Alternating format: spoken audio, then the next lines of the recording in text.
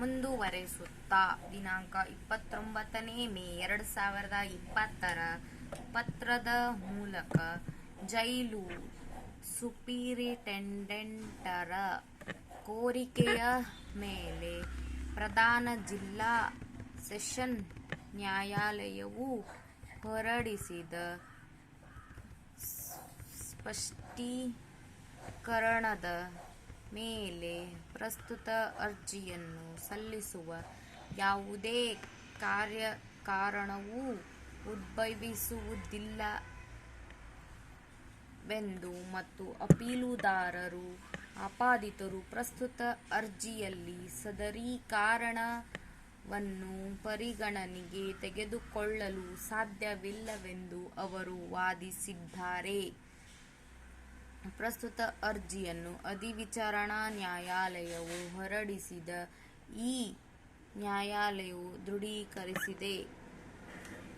ದಂಡನೆಯ ಆದೇಶವನ್ನು ಮಾರ್ಪಾಡು ಮಾಡುವುದಕ್ಕಾಗಿ ಸಲ್ಲಿಸಲಾಗಿದ್ದು, ಇದನ್ನು ವಿಷಯವನ್ನು ಒಮ್ಮೆ ವಿಲೆ ಮಾಡಿದರೆ ಅದು ಎಲ್ಲಿಗೆ ಕೊನೆಗೊಳ್ಳುತ್ತದೆ ಮತ್ತು ಅದು ಕಾರ್ಯಾಂತವಾಗಿ ನಿವೃತ್ತವಾಗುತ್ತದೆ ಎಂಬ ಸಂಗತಿಯ ಹಿನ್ನೆಲೆಯಲ್ಲಿ ಸಮರ್ಥಿಸಲಾಗುವುದಿಲ್ಲ ಮತ್ತು ವಿಲೆ ಮಾಡಲಾದ ವಿಷಯಗಳ ಸಂಬಂಧದಲ್ಲಿ ಮತ್ತು ಈ ನ್ಯಾಯಾಲಯವು ದಂಡ ಪ್ರಕ್ರಿಯಾ ಸಂಹಿತೆ 362ನೇ ಪ್ರಕರಣದ ಉಪಬಂಧಗಳ ಅಡಿಯಲ್ಲಿ ಯಾವುದೇ ಅಂಕಿಗಳು ಅಥವಾ ಲಿಪಿಕ ತಪ್ಪುಗಳೇನಾದರೂ ಇದ್ದರೆ ಅದನ್ನು ತಿದ್ದುವುದನ್ನು ಹೊರತುಪಡಿಸಿ ಯಾವುದೇ ಮಾರ್ಪಾಡು ಸಾಧ್ಯವಿಲ್ಲ ಅಥವಾ ಸ್ಪಷ್ಟೀಕರಣ ನೀಡಲು ಸಾಧ್ಯವಿಲ್ಲ. ಆದ್ದರಿಂದ ಅವರು ಅರ್ಜಿಯನ್ನು ವಜಾಗೊಳಿಸಲು ಕೋರಿರುತ್ತಾರೆ. 11th paragraph. ಅವರ ವಾದಗಳಿಗೆ ಪೂರಕವಾಗಿ ಮಾನ್ಯ ಉಚ್ಚ ನ್ಯಾಯಾಲಯದ ಸರ್ಕಾರಿ ನ್ಯಾಯವಾದಿಗಳು ಅತುಲ್ ಶುಕ್ಲಾ ವಿರುದ್ಧ ಮಧ್ಯಪ್ರದೇಶದ ರಾಜ್ಯ ಮತ್ತು ಮತ್ತೊಬ್ಬರು ಮೊಕದ್ದಮೆಯಲ್ಲಿ ಮೇಲಿನಂತೆ ನಿರ್ದಿಷ್ಟವಾಗಿ 2 ರಿಂದ 7 ರವರೆಗಿನ ಪ್ಯಾರಾಗಳಲ್ಲಿ ಮಾನ್ಯ ಸರ್ವೋಚ್ಚ ನ್ಯಾಯಾಲಯವು ನೀಡಿದ ತೀರ್ಪಿನ ಮೇಲೆ ಅವಲಂಬಿತರಾಗಿದ್ದಾರೆ. ಪಕ್ಷಕಾರರ ಪರ ಮಾನ್ಯ ವಕೀಲರು ಮಂಡಿಸಿದ ಈ ಹಿಂದೆ ಹೇಳಲಾದ ವಾದ ಪ್ರತಿವಾದಗಳ ಹಿನ್ನೆಲೆಯಲ್ಲಿ ಪರಿಗಣನೆಗೆ ಬರುವ ಏಕೈಕ ಅಂಶವು ಈ ಮುಂದುವರಿಯುತ್ತಿದೆ. ಈ ನ್ಯಾಯಾಲಯದ ಸಮನ್ವಯ ನ್ಯಾಯಪೀಠವು ಕ್ರಿಮಿನಲ್ ಅಪೀಲು ಸಂಖ್ಯೆ 663 2013 ಅನ್ನು ವಿಲೆ ಮಾಡುವ ಸಂಬಂಧದಲ್ಲಿ ಎಸ್.ಸಿ. ಸಂಖ್ಯೆ 40/28 ರಲ್ಲಿ ಹೊರಡಿಸಿದ ದಿನಾಂಕ 7/7/2018 ನಿರಂತರವಾಗಿ ನಡೆಸುವ ಬದಲಾಗಿ ಏಕಕಾಲದಲ್ಲಿ ಬದಲಾಯಿಸುವಂತೆ ಕೋರಿ ದಂಡ ಪ್ರಕ್ರಿಯಾ ಸಂಹಿತೆಯ 482ನೇ ಪ್ರಕರಣದ ಉಪಬಂಧಗಳ ಅಡಿಯಲ್ಲಿ ಆಪಾದಿತರು ಸಲ್ಲಿಸಿದ ಪ್ರಸ್ತುತ ಅರ್ಜಿಯು ಪ್ರಸ್ತುತ ಮೊಕದ್ದಮೆಯ ವಾಸ್ತವಿಕ ಸಂಗತಿಗಳಲ್ಲಿ ಮತ್ತು ಸನ್ನಿವೇಶಗಳ ಹಿನ್ನೆಲೆಯಲ್ಲಿ ಸಮರ್ಥನೀಯವಾಗಿದೆ. ಪಕ್ಷಕಾರರ ಪರ ಮಾನ್ಯ ವಕೀಲರು ಮಂಡಿಸಿದ ವಾದಗಳನ್ನು ನಾವು ತುಂಬಾ ಕಾಳಜಿಯಿಂದ ಪರಿಗಣಿಸಿದ್ದೇವೆ ಮತ್ತು ದಾಖಲೆಯಲ್ಲಿರುವ ಸಂಪೂರ್ಣ ವಿಷಯವನ್ನು ಜಾಗರೂಕತೆಯಿಂದ ಪರಿಶೀಲಿಸಿದ್ದೇವೆ. ಭಾರತ ದಂಡ ಸಂಹಿತೆಯ 34ನೇ ಪ್ರಕರಣದೊಂದಿಗೆ ಓದಲಾದ 302, 397 ಮತ್ತು 201 ಪ್ರಕರಣಗಳ ಅಡಿಯಲ್ಲಿನ ದಂಡನೀಯ ಅಪರಾಧಗಳಿಗಾಗಿ ಆಪಾದಿತರ ವಿರುದ್ಧ police circle inspector Kushal Nagar ಇವರು ಆರೋಪ ಪಟ್ಟಿಯನ್ನು ಸಲ್ಲಿಸಿದ್ದಾರೆಂಬುದು ನಿರ್ಮಿತವಾದ ಸಂಗತಿಯಾಗಿರುತ್ತದೆ.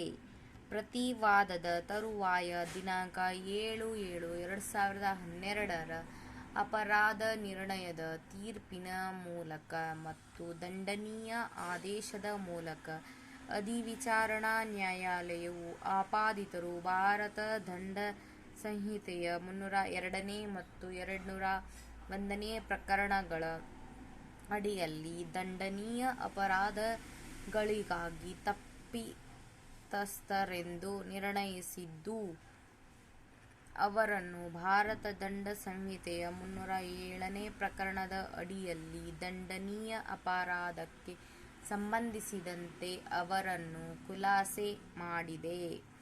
ತದನುಸಾರವಾಗಿ ಆಪಾದಿತರು ಭಾರತ ದಂಡ ಸಂಹಿತೆಯ 302 ಪ್ರಕರಣದ ಅಡಿಯಲ್ಲಿ ದಂಡನೀಯ ಅಪರಾಧಕ್ಕಾಗಿ ಜೀವಾವಧಿ ಕಾರಾವಾಸದ ಶಿಕ್ಷೆಯನ್ನು ವಿಧಿಸುವ ಮತ್ತು 10,000 ರೂಪಾಯಿಗಳ ಜುಲ್ಮಾನೆಯನ್ನು ಸಂದಾಯ ಮಾಡುವ ದಂಡನೆಗೆ ಮತ್ತು ತಪ್ಪಿತ ಶಿಕ್ಷೆಯೊಂದಿಗೆ ಭಾರತ ದಂಡ ಸಂಹಿತೆಯ 201 ಪ್ರಕರಣದ ಅಡಿಯಲ್ಲಿನ ದಂಡನೀಯ ಅಪರಾಧಕ್ಕಾಗಿ 2 ವರ್ಷಗಳವರೆಗೆ ಕಠಿಣ ಕಾರಾವಾಸ ಮತ್ತು 3,000 ರೂಪಾಯಿಗಳ ಜುಲ್ಮಾನೆಯನ್ನು ಸಂದಾಯ ಮಾಡುವ ದಂಡನೆಗೆ ಒಳಪಟ್ಟಿದ್ದರು. ಸದರಿ ಅಪರಾಧಗಳ ನಿರ್ಣಯದ ತೀರ್ಪು ಮತ್ತು ದಂಡನೀಯ ಆದೇಶದಿಂದ ಬಾಧಿತರಾಗಿರುವ ಆಪಾದಿತ ವ್ಯಕ್ತಿಗಳಿಬ್ಬರು ಈ ನ್ಯಾಯಾಲಯದ ಮುಂದೆ ಅಪೀಲನ್ನು ಎಂದರೆ ಪ್ರಸ್ತುತ ಕ್ರಿಮಿನಲ್ ಅಪೀಲನ್ನು ಹೂಡಿದ್ದಾರೆ. ಈ ನ್ಯಾಯಾಲಯದ ಸಮನ್ವಯ ನ್ಯಾಯಪೀಠವು ದಿನಾಂಕ 8 ಮೇ 2018 ಆದೇಶದ ಮೂಲಕ ಅಧಿವಿಚಾರಣಾ ನ್ಯಾಯಾಲಯವು ಹೊರಡಿಸಿದ ಪ್ರಶ್ನಿತ ಅಪರಾಧ ನಿರ್ಣಯದ ತೀರ್ಪು ಮತ್ತು ದಂಡನೀಯ ಆದೇಶದಲ್ಲಿ ಯಾವುದೇ ವಿರೋಧಾಭಾಸವಿರುವುದಿಲ್ಲ ಅಥವಾ ಕಾನೂನುಬಾಹಿರತೆ ಇರುವುದಿಲ್ಲ ಎಂದು ಅಭಿಪ್ರಾಯಪಟ್ಟು ಕ್ರಿಮಿನಲ್ ಅಪೀಲನ್ನು ವಜಾಗೊಳಿಸಿತು. ಅಧಿವಿಚಾರಣಾ ನ್ಯಾಯಾಲಯವು ಹೊರಡಿಸಿದ ಮತ್ತು ಮೇಲೆ ಹೇಳಲಾದಂತೆ ಈ ನ್ಯಾಯಾಲಯವು ದೃಢೀಕರಿಸಿದ ಅಪರಾಧ ನಿರ್ಣಯದ ತೀರ್ಪು ಮತ್ತು ದಂಡನೀಯ ಆದೇಶದ ಹಿನ್ನೆಲೆಯಲ್ಲಿ ಅದು ವಿವಾದಾಸ್ಪದದಲ್ಲಿರುವುದಿಲ್ಲ.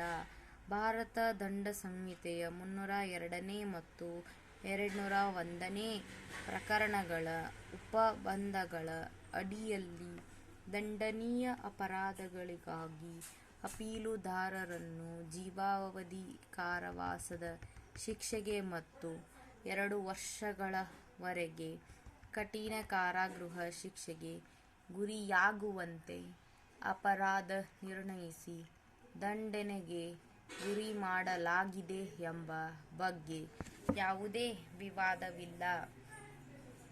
ಜೀವಾವಧಿ ಶಿಕ್ಷೆ ಎಂದರೆ ಜೀವನ ಪೂರ್ತಿ ಮತ್ತು ಪೂರ್ಣ ಜೀವಿತಾವಧಿಯನ್ನು ಜೈಲಿನಲ್ಲೇ ಕಳೆಯುವ ಶಿಕ್ಷೆ ಎಂಬ ಅರ್ಥದ ಹಿನ್ನೆಲೆಯಲ್ಲಿ ಒಂದೇ ವಿಚಾರಣೆಯಲ್ಲಿ ಹಲವಾರು ಅಪರಾಧಗಳಿಗಾಗಿ ಅಪರಾಧ ನಿರ್ಣಯಿಸಿದ ಸಂದರ್ಭದಲ್ಲಿ ಕ್ರಮಾನುಗತ ದಂಡನೆಗಳ ಪ್ರಶ್ನೆಯು ಉದ್ಭವಿಸುವುದಿಲ್ಲ. ಆದ್ದರಿಂದ ಜೀವಾವಧಿ ಶಿಕ್ಷೆಯನ್ನು ಒಳಗೊಂಡಂತೆ ಹಲವಾರು ಅಪರಾಧಗಳಿಗೆ ಸಂಬಂಧಿಸಿದಂತೆ ಅಪರಾಧವನ್ನು ನಿರ್ಣಯಿಸಿದ ಸಂದರ್ಭದಲ್ಲಿ ದಂಡ ಪ್ರಕ್ರಿಯಾ ಸಂಹಿತೆಯ 31 ಸಬ್ ಕ್ಲಾಸ್ 2 ಪ್ರಕರಣದ ಪರಂತಕವು ಜಾರಿಯಲ್ಲಿ ಬರತಕ್ಕದ್ದು ಮತ್ತು ಯಾವುದೇ ಕ್ರಮಾನುಗತ ದಂಡನೆಯನ್ನು ವಿಧಿಸತಕ್ಕದ್ದಲ್ಲ. ದುರದೃಷ್ಟವಶಾತ್ ಅಧಿವಿಚಾರಣಾ ನ್ಯಾಯಾಲಯವು ವಿಧಿಸಿದ ದಂಡನೆಗೆ ಸಂಬಂಧಪಟ್ಟಂತೆ ಪ್ರಧಾನ ಜಿಲ್ಲಾ ಮತ್ತು ಸೆಷನ್ ನ್ಯಾಯಾಲಯ ಕೊಡಗು ಇವರಿಗೆ ದಿನಾಂಕ 29/5/2020 ತಮ್ಮ ಪತ್ರದ ಮೂಲಕ ಜೈಲು ಪ್ರಾಧಿಕಾರಿಗಳು ಸ್ಪಷ್ಟೀಕರಣವನ್ನು ಕೋರಿದ್ದಾರೆ.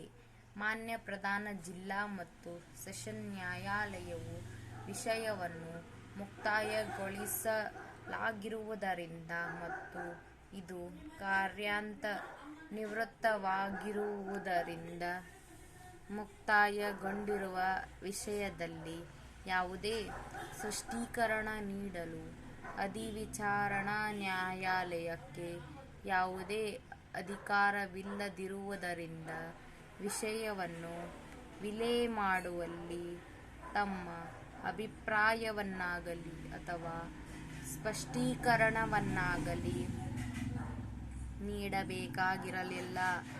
ವಿಷಯ ಹೀಗಿದ್ದರೂ ಆಪಾದಿತರ ಮೇಲೆ ವಿಧಿಸಲಾದ ದಂಡನೆಯ ಆದೇಶವನ್ನು ಕ್ರಮಾನುಗತ ದಂಡನೆಯೆಂದು ಪರಿಗಣಿಸಬೇಕಾಗಿದೆ ಎಂದು ಮಾನ್ಯ ಪ್ರಧಾನ ಜಿಲ್ಲಾ ಮತ್ತು ಸೆಷನ್ ನ್ಯಾಯಾಲಯ ಕೊಡಗು ಮಡಿಕೇರಿ ಇದು ಸ್ಪಷ್ಟೀಕರಣ ನೀಡಿದೆ. ದಿನಾಂಕ 13/11/2020 ಮತ್ತು 15ನೇ ಜೂನ್ 2020 ಸದರಿ ಸ್ಪಷ್ಟೀಕರಣಗಳ ಆಧಾರದ ಮೇಲೆ ಪ್ರಸ್ತುತ ಅರ್ಜಿಯನ್ನು ಸಲ್ಲಿಸಲಾಗಿರುತ್ತದೆ.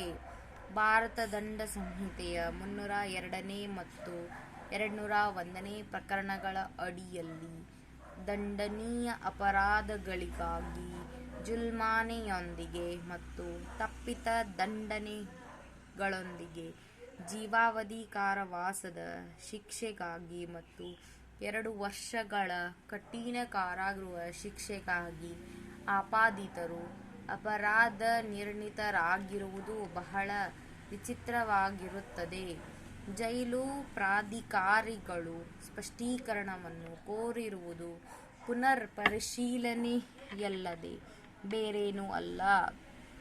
ಇದು ದಂಡ ಪ್ರಕ್ರಿಯಾ ಸಂಹಿತೆಯ 432ನೇ ಪ್ರಕರಣದ ಉಪಬಂಧಗಳ ಅಡಿಯಲ್ಲಿ ಶಿಫಾರಸು ಮಾಡುವುದು ಜೈಲು ಪ್ರಾಧಿಕಾರಿಗಳಿಗೆ ಅಥವಾ ಅಗತ್ಯ ಕ್ರಮಗಳನ್ನು ತೆಗೆದುಕೊಳ್ಳುವುದು ರಾಜ್ಯ ಸರ್ಕಾರಕ್ಕೆ ಸಂಬಂಧಿಸಿರುತ್ತದೆ.